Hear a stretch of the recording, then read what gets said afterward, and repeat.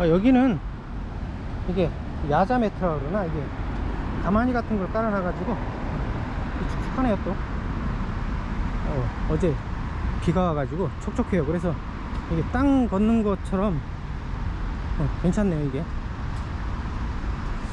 그리고 존 바르트는 이 책에서 전쟁과 자본주의에서 이 자본주의를 형성하는데 촉진한 게 또 전쟁 물자를 조달하는 게 이 자본을 형성하는데 크게 촉진을 했다는 거예요. 그래서 그 요소들을 살펴보면은, 첫 번째는 이제 프랑스 같은 경우에는 조세 임차를 통해서 이제 자본을 형성한 사람들이 많았다 그러는데, 이게 이제 조세 임차라는 게 증세인, 프랑스 같은 경우는 이렇게 증세인을 임명해서 그 사람들한테 세금을 걷게 해요. 그리고 미리 이제 그 사람들한테 세금을 받겠죠. 미리 선불로 땡기고, 실제로는 이제 증세인들한테 세금을 받도록 이렇게, 증세인들은 훨씬 더 많이 받겠죠. 그걸 이제 주로 유대인들이 담당했어요. 그래가지고 유대인들이 증세업자를 맡으면서 굉장히 많은 자본을 축적했다 그러죠. 이 사람들이 그러니까 증세인이라면 가혹하게 세금을 뜯어내야지 자기네들이 그 본전 챙기고 이익을 많이 올리겠죠. 그래가지고 영어에서 그 증세를 뜻하는 말이 레비예요. 레비, L-E-V-Y. 이게 이제 레이족, 유대인 레이족을 레비라 그러죠, 영어로. 그래서 유대인들이 주로 증세인을 맡았기 때문에 이게 아예 그냥 증세란 단어 자체가 레이족, 유대인 레이족이 돼버린 거예요. 그러니까 유대인들이 가혹하게 세금을 수탈했기 때문에 단어로 굳어버린 거죠. 그리고 이제 전쟁 물자 조달에서 두 번째로 자산 형성을 한 요소가 국채를 사들여 가지고 그 이자를 받거나 팔거나 해 가지고 이제 차익을 얻는 것을 통해 가지고 이제 엄청난 부를 형성한 것이죠. 여기 이제 길 건너가서 길이 이어져요.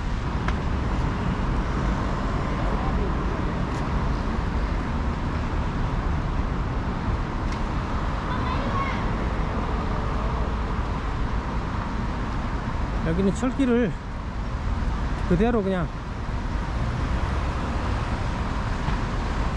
만들어 놨네요. 그대로 남겨 놨네요. 그냥 여기 맨발로 걸어도 될 것 같고, 그냥 흙이 있으니까 별로 발바닥 안 아파요. 그러니까 이제 이 전쟁을 하려는 나라에 그 국채를 사들여 가지고 그 전쟁 자금을 빌려주는 거죠. 그 대표적인 예가 이제 그 워털루 전쟁 때 로스차일드가 그 영국이 졌다는 헛소문을 퍼뜨려 가지고 영국 국채 가격을 폭락시켰죠. 폭락시켜 가지고 다 사들인 다음에 알고 보니까 그 다음 날에는 영국이 이긴 사실이 이제 다 드러났죠. 그래가지고 국채 가격이 다시 이제 회복을 하니까 거기서 엄청난 돈을 버는 거죠, 로스차일드가. 유명한 얘기고, 이게 국채를 통해서 이제 자본을 형성한 대표적인 아주 유명한 경우죠. 이 전쟁을 통해서 이제 전쟁 비용으로 국채를 발행하게 되니까 이 국채들이 이제 유럽에 이제 막 넘쳐나게 되는 거죠. 그래서 이걸 거래할 필요성이 있어 가지고 이제 그 증권 거래소가 설립이 되고, 그 최초는 지난번에 알아봤던 대로 그 암스테르담 은행이, 암스테르담 그 증권거래소였죠. 그리고 다른 나라에서도 이제 증권거래소들이 이제 생기는 것이고, 그 다음에 그 전쟁 물자의 조달을 통해서 이제 자본을 형성하는 네 번째 방법이 그 보조금 지불이에요. 그래서 영국 같은 경우에 그 독일 제후들한테 전쟁 비용을 지원해 줬다 그래요. 그래서 파운드화겠죠. 영국 파운드화를 이제 그 독일한테 뿌리니까 이게 파운드화가 이게 유럽 시장에 넘치게 되니까 지금 이게 자갈길이라서 다리 아프네요. 그래서 일로 올라가겠습니다. 이게 영국 그 파운드화가 평가절하가 되겠죠. 근데 이제 영국 상품 가격이 싸지니까 이게 수출이 증가돼요. 그래서 영국으로서 손해볼 게 없는 거예요. 자기네가 이기고 싶은 전쟁을 지원하면서 이제 상품을 많이 수출하게 되니까 거기서 지원한 금액을 벌충 나갈 수 있었어요. 그 다음에 이제 전쟁에 이기게 되면 전쟁 보상금이 이제 들어오게 되니까 또 전순국에 엄청난 자본이 투입되고, 이게 그렇게 되면 이제 창업이 막 우죽수처럼 여기저기서 사람들이 창업하게 되는 붐이 일어난대요. 그래서 이게 전쟁 보상금이란 말은 거의 창업 시대랑 동의어로 쓰인대요. 그리고 이제 무기를, 전쟁에 필요한 무기를 통일시켜야 하다 보니까 여기서 이제 이 규격이 똑같은 상품들의 대량 수요가 발생하고, 이 수요에 맞춰서 이제 대량 생산을 해야 될 필요성이 생긴 거죠. 근데 이런 이제 대량 생산과 대량 수요의 필요성이 생겼는데, 이 중세 때까지는 이런 요구가 없었대요. 중세 때 보면은 모든 생산물들이 다 제각각이었대요. 이게 규격이 같은 게 없고 다 틀리고, 이게 이제 중세 철학이 인간도 개개인마다 다 다르다라는, 이게 기본적인 철학이었다 그래요. 이게 이제 기독교 영향이겠죠. 기독교에서도 그 인간 개개인이 따로따로 창조됐다고 하죠. 그랬는데 이제 이게 근대 자본주의에 들어서면서 이 생산품들이 다 똑같아지는 그런 현상이 새로 생긴 거죠. 그래서 이게 군대를 위해서 물자를 생산하다 보니까 이게 생활에 필요한 그 자연적인 수요가 아니라 이 전쟁 준비를 위해서 인위적으로 군비를 확장함에 따라서 이렇게 인위적으로 발생하는 그 수요를 더 우선시하게 되고, 그에 따라서 이제 생산도 인위적으로 필요에 따라서 필요한 만큼 생산하는 게 아니라 필요 없는 것까지 인위적으로 이렇게 생산하게 돼요. 생각보다 흙길이 많지 않아 가지고 맨발 걷기에는 경의선보다는 좀 못하네요. 이게 여기 또 기차가 한 대 서 있네요. 노원 불빛정원이라고 옛날 그 석탄 떼던 기차 같아요.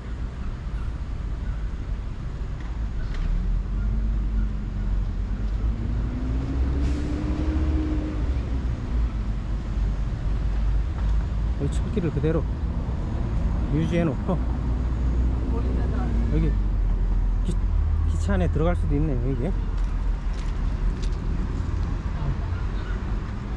문이 열리나?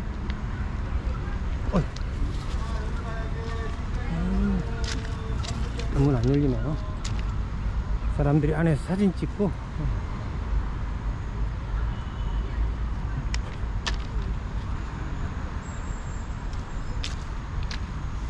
저쪽으로 해서 들어가는 것 같아요. 절로 들어가야 되는구나. 여기로 들어가서 뭐 옛날 그 나무 나무의자에다가 옛날 뭐 일제시대 기차네요. 일제시대. 여기 열리지도 않고. 아, 이게 협계열차네. 협계열차 일제시대 때 그 폭이 좁은 열차. 그러니까 이게 군비 경쟁을 통해서 그 인위적으로 군비를 확장하다 보니까 이게 대량 수요가 발생하고 대량 생산을 해야 되는 거예요. 그러면서 이제 자본주의가 발전됐다는 게 이제 존 바르트의 주장이죠. 그래서 이 산업혁명이 이제 18세기 말이나 돼야 이제 발생하는 거로 돼 있죠. 근데 이미 그 이전에 16세기에 이게 자본주의를 위한 그 군수 산업이 형성됐다는 거죠, 존 바르트는.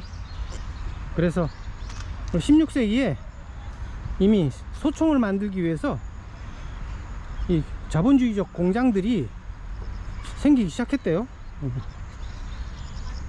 이게 그러니까 매뉴팩처가 아니라 이미 현대적인 시스템의 그 공장들이 생기기 시작했다는 거예요. 그래서 이 공장들이 대규모 시설을 가지고 기계를 사용하고, 그리고 분업을 통해서 이제 양질의 균질한 소총들을 벌써 생산했다는 거죠. 여기 이제 요즘 기차, 아까는 그 일제시대 협계열차였고, 이거는 요즘 열차하고도 비슷하네요. 이게 뭐 새마을호나 무궁화호 열차 같은 거, 이게 이제 전시되어 있네요.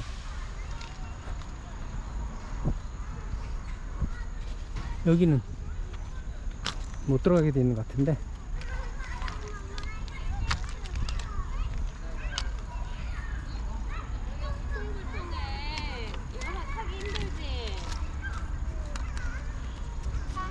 여기가 옛날에 화랑대역, 옛날 철도 경추선 화랑대역이고,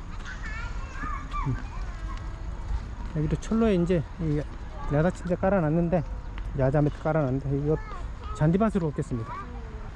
그래서 16세기에 그 스페인의 소총 공장이 코르도바, 바르셀로나, 엘고이바르에 있었고, 그 다음에 그 1626년에 스웨덴 노스텔리에 소총 공장이 있었대요.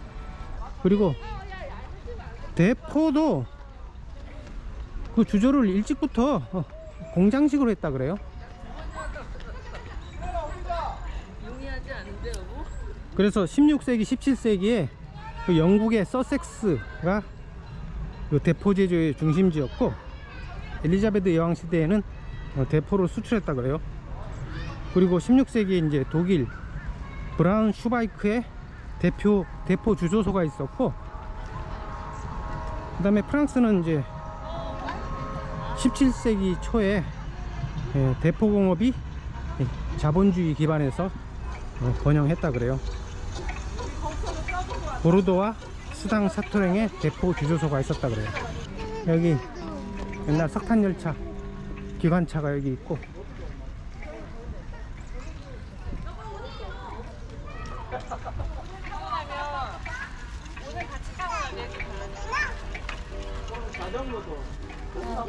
저쪽으로 잔디밭 쪽으로 계속 걸어가겠습니다. 그리고 군대가 있다 보면 이게 먹어야 되니까 이게 대규모 식량 수요가 생겨요. 그래서 농업도 이제 거기에 따라서 대경영을 하게 되고 자본주의화 해요. 그래서 군대의 주둔지가 이게 도시가 발생하게 되는 이게 원인이 돼 버려요. 그러면서 이제 자본주의에서 도시의 발전은 필수적이죠. 그 베를린 같은 경우가 대표적인 경우인데, 18세기 말까지 베를린이 그 순전히 군대 주둔 도시였대요. 여기 들어가는 데가 있는 모양인데.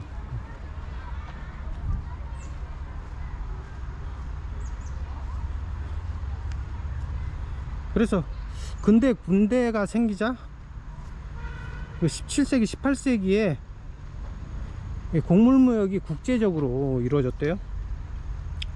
그때 그러니까 곡물무역 총량이 이제 급격하게 증가했고, 그 중심지는 당연히 엔트워프하고, 엔트워프가 스페인 치하에 들어가자 이제 얼마 후에는 이제 암스테르담으로 바뀌었다 그래요.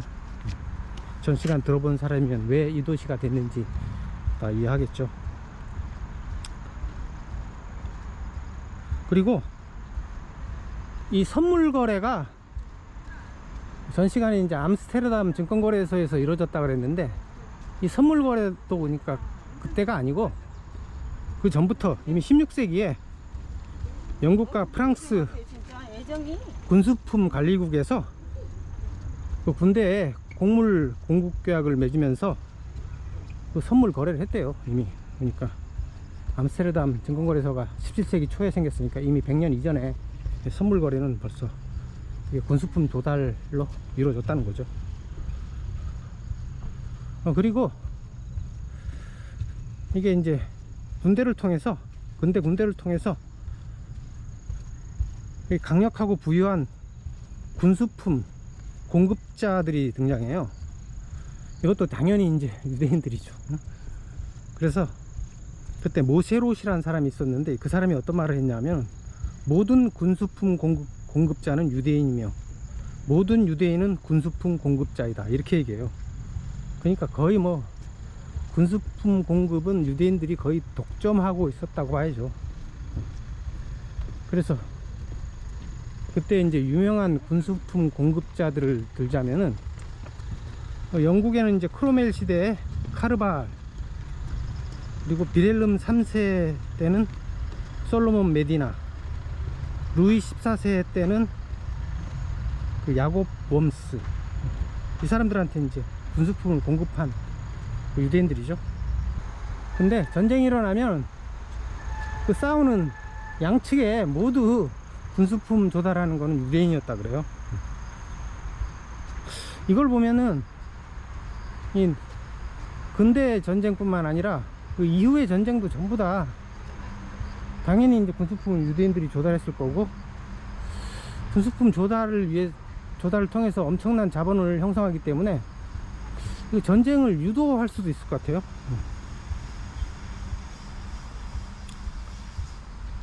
그래서 당시에 이제 이 군수품을 조달하는 게 그 자본을 형성하는 게 주된 방법이었다 그래요.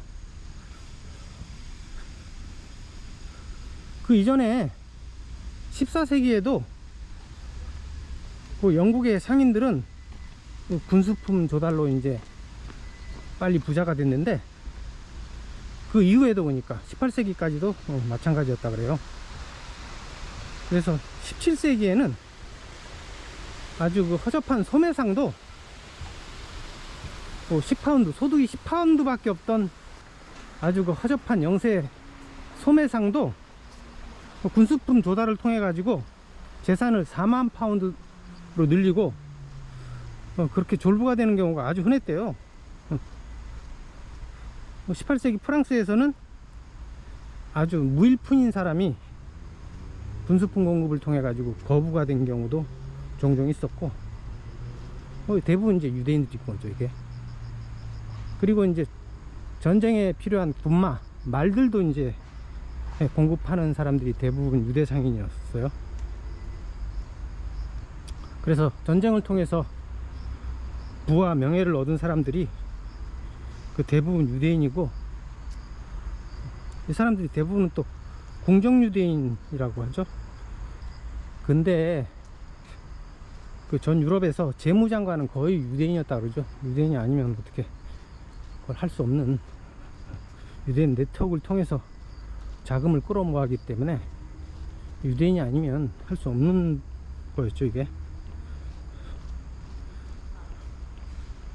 그래서 근대 이후에 이제 유럽과 아메리카에서 그 유대인들이 경제를 지배하게 된 큰 요인 중에 하나가 바로 이 전쟁이었다는 것을 이제 존 바르트는 주장하고 있어요. 이렇게 이제 근대 이후에 군수 산업을 통해 가지고 군비 경쟁까지 가게 되죠. 이게 유럽 각 제국들이 서로 군비를 경쟁해서 경쟁적으로 군수 산업을 키우는 그런 분위기로 가죠. 그러면서 이게 전쟁 때문에 군비를 확장하는 게 아니라 군비를 확장해서 전쟁을 해야 되는 이런 거꾸로 된 상황이 많이 벌어지게 되죠. 여기에 이제 이게 자본하고 제국의 이해관계가 일치되고 이후에는 그러니까 이런 거꾸로 된 상황, 군수산업의 발달로 군비가 확장되자 전쟁을 해야 되는, 그래서 전쟁 특수를 노리는, 전쟁이 유도되는 사례들이 많아지게 됩니다. 그 대표적인 예가 사실은 한국전쟁이에요. 그래서 그 전에 소개해 드린 적이 있는데, 그 1945년 이후의 자본주의란 책이 있어요. 이게 1993년에 나온 책인데, 저자가 필립 암스트롱, 앤드류 글린, 존 해리슨, 이 세 사람이 지은 건데, 이 책이 좌파적 막시스트적 입장에서 본 이제 1945년 이후의 현대 자본주의죠. 그래서 이 책에 의하면은 한국 전쟁이 발발한 이후에 그러니까 50년대하고 60년대 20년간이 그 사상 최대 호황이었다는 거예요. 골디락스라 그러는데, 거기에 대해서 자세히 살펴보자면은 그 2차 대전 직후 상황이라는 게, 유럽이나 일본, 미국의 상황이라는 게 아주 그 종말적인 분위기였다 그래요. 그래서 유럽은 당연히 이제 전쟁으로 초토화돼 가지고 기아에 허덕였고, 일본도 마찬가지죠. 근데 미국 같은 경우에는 그 전쟁터는 아니었기 때문에 피해를 거의 보질 않았죠. 그런데도 그 경제학 책을 쓴 그 유명한 폴 사무엘슨이라는 경제학자의 말에 의하면은 미국도 여지껏 경험해 보지 못한 최악의 실업과 산업 혼란의 도래를 우려했다고 그래요. 그리고 그 조셉 순페터라는 그 유명한 유대인 경제학자는 그 당시에 거의 일반적인 견해는 자본주의적 수단들이 재건가업을 수행하기에 역부족하다는 것이었다고 이렇게 말했어요. 슈페터가 이러한 사실이 자본주의 사회의 몰락이 매우 많이 진행되었다는 것을 의심하기 어렵게 한다고 말했다 그래요. 이게 이제 이 책 26쪽에 나와 있고, 그리고 이제 물질적 손해보다 더 훨씬 더 심각한 것이 자본주의 체제 자체가 하나의 사회 체제로서 효과적으로 기능하는 것을 위협하는 요소들이었다. 중략하고 자본가들이 파시즘과 전쟁의 가공할 결과에 협조했다는 사실은 정치와 산업 영역에서 그들의 권위를 손상시켰다. 동시에 조직화된 노동은 전승국들에게서 매우 강화되었다. 사람들은 모일 수 있는 계기가 되는 곳에서는 어디서나 근본적인 사회 경제적인 개선을 요구했다. 이게 이제 27쪽, 28쪽에 있어요. 그래서 이게 자본주의가 이제 더 이상 지탱하지 못한다는 그런 위기감에 빠진 거죠. 그래서 이제 유럽과 일본의 경제를 부흥시키기 위해서 마셜 플랜을 실시했고, 그 다음에 이제 후진국들에 대해서는 그 발전 프로젝트를 실시했죠. 그럴 수밖에 없는, 막다른 골목에 몰린 거예요. 미국으로서는 그럴 수밖에 없던 상황이었어요. 그런데 이게 이 마셜 플랜이나 발전 프로젝트가 이게 불황을 타개를 못했어요. 응? 그래서 미국 경기도 1948년부터 경기가 후퇴하기 시작했어요. 그래서 48년 초부터 총 투자가 이제 정체되기 시작하고 48년 중반까지 수출이 전년 대비 20% 감소해서 이 마샬 플랜이 없었으면 이제 훨씬 더 감소했을 거라고 예상하고, 그래서 이게 이 공황의 위기에 빠진 거죠. 그래서 이거를 타개하기 위해서 이 한국 전쟁이 발발한 거예요, 이게. 응? 그래서 이 책 171쪽에 보면은 경기 침체는 한국 전쟁의 발발에 의해서 벗어났다고 이렇게 써 있어요. 그 다음에 175쪽에 보면 미국 경제는 한국에서 전쟁이 일어나리라는 예상 때문에 다시 활기를 띠기 시작했다. 중략하고, 한국 전쟁은 극적인 1차 산업 호황을 낳았다. 양모, 가죽, 주석, 면화 그리고 기타 원자재가 가격이 약 3배 올랐다. 이를 통해서 이제 그 199쪽에 보면 일본 경제의 기적이 일어나요. 일본의 경우에 그 한국 전쟁에 의한 호황은 경제를 침체의 늪에서 건져 올렸다. 수출은 1949년과 1952년 사이에 3배로 늘었고 유목은 2배로 늘었다. 야자 매트가 깔려 있어 가지고 그래도 걷기 괜찮네요. 아까 중간에는 계속 맨땅도 없고 야자 매트도 없어 가지고 좀 맨발 걷기 불편했는데, 여기는 계속 야자 매트가 깔려 있어 가지고 맨발 걷는데 괜찮은 것 같아요. 그 다음에 이제 독일 같은 경우도 이제 엄청나게 초토화됐었죠, 2차 대전에. 근데 이제 라인강의 기적이라는 게 일어나죠. 이것도 이제 이 책 160페이지에 보면은 한국 전쟁이란 호황의 조건에서 수출을 급속히 증가시킬 수 있었다. 수출량은 1949년에서 1951년 사이에 약 6배가량 증가해 전전 수준을 회복했으며 마샬 원조는 제한적인 역할을 했을 뿐이다. 그러니까 일본이나 독일의 그 기적, 이게 한국 전쟁의 역할이 굉장히 컸다는 거죠. 이게 거의 결정적이었다고 봐야죠. 그래서 이제 다 알다시피 이제 독일과 일본 경제가 살아나가지고 이게 미국 경제를 위협하게 되죠, 도리어. 그래서 이제 85년에 이제 플라자 합의란 걸 했죠. 그래가지고 일본과 독일의 그 경제를 꺾기 위해서 플라자 합의를 했는데, 이때 이제 미국이 무역 적자가 너무 누적돼 가지고 이걸 막기 위해서 뉴욕의 플라자 호텔에서 G5 재무장관과 중앙은행장들이 모여가지고 독일의 마르크하고 일본의 엔화를 7%하고 8%로 평가 절상을 해요. 평가 절상하면 이제 수출이 줄죠. 그래가지고 2년 후에는 달러화가 20% 정도 평가절하돼요. 그래서 이제 미국이 재정적자의 확대는 좀 막았는데, 근데 일본은 그 후에 이제 뭐 잃어버린 10년, 20년 넘어 지금 35년째 불황에 시달리고 있죠. 독일도 이제 플라자 합의 이후에 불황에 시달리다가 이제 유로가 되면서 유로 지역이 통합되면서 이제 회복했죠. 그래서 이걸 보면은 이게 일본이나 독일이나 이게 기적이 아니고 이게 한국 전쟁 덕이죠, 이게.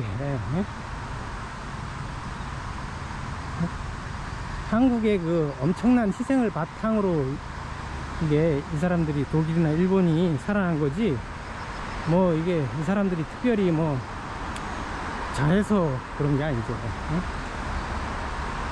잘하기도 했겠지만은 결정적인 요인은 한국 전쟁이었다는 거죠. 그 다음에 우리나라 경우도 이제 한강의 기적이라 그러는데 이거의 결정적인 요인이 또 월남전 아니에요. 그러니까 이 전쟁을 통해서 이렇게 경제적 부흥을 인위적으로 조작하는 거라고 봐야지, 이게 사실은 경제적인 면만으로 되는 게 아니죠. 그리고 나서 이제 이게 플라자 합의를 보면은 이제 일본이나 독일이 경제적으로 일어났어도 그 결과를 이제 그 기적의 성과를 다시 또 뺏어가죠. 여기서 보면은 이제 경제적인 기적이란 것도 사실은 이게 인위적인 거고, 이게 전 시간에 얘기했듯이 이 자본주의 경제라는 게, 이게 케인즈주의 경제는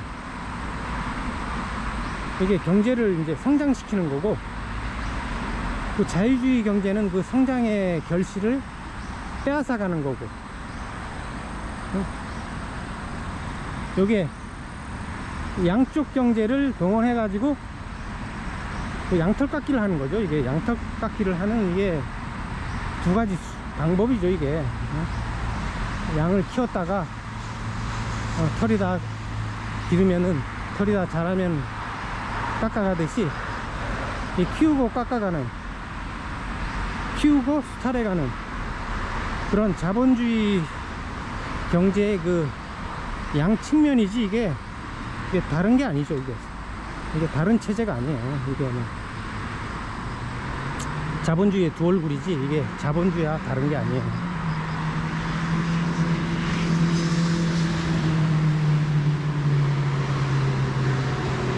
그래서 이렇게 이 자본이 이 전쟁을 유도한 것이 이 한국 전쟁만 있는 게 아니죠. 이게 실제로 그 사례를 찾다 보면 이제 무수히 많은 경우에 이때까지 근대 이후에 많은 전쟁들이 그 자본이 유도했을 거라고 이게 추측을 할 수가 있어요.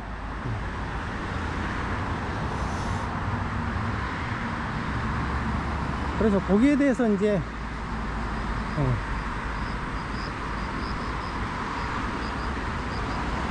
나중에 얘기하기로 하고, 오늘은 여기까지 하겠습니다. 장시간 시청해주셔서 감사드리고, 다음에 또 알찬 내용으로 뵙도록 하겠습니다. 감사합니다.